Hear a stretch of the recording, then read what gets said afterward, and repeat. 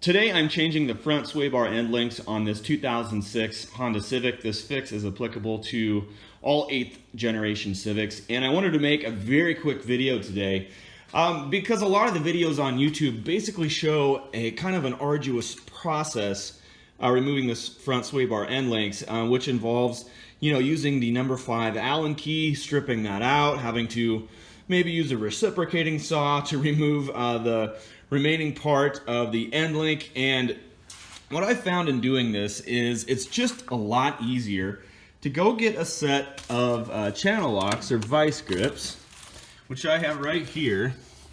And when you're removing the end link, excuse me, I'm gonna try to get some better light right here. When removing the end link, okay, there we go.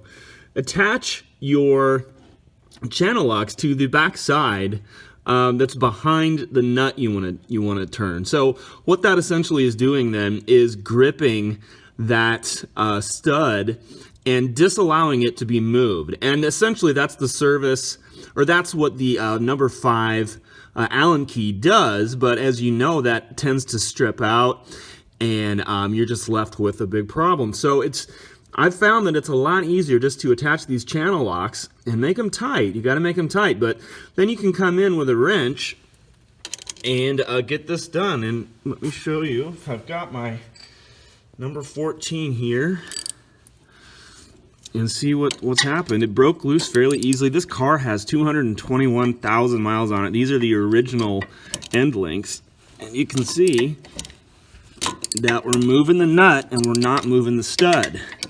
So I think this is just kind of a helpful hack, more or less, and it just kind of removes some of the steps that end up kind of biting you in the end if you end up stripping up that number 5 Allen key. So I would suggest you do this. You can do this for the front sway bar end links, the rear sway bar end links.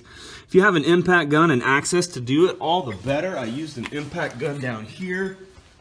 On this one, as you can see, it just ripped it right off, and that's pretty much it. You can see that's how I have the vice grip set. Again, make sure they're tight so that stud doesn't move, and you should be able to get that nut off a little bit easier.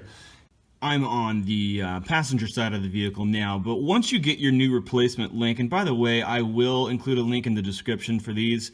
You can tell they are a little different setup. We no longer have the number 5 Allen key need.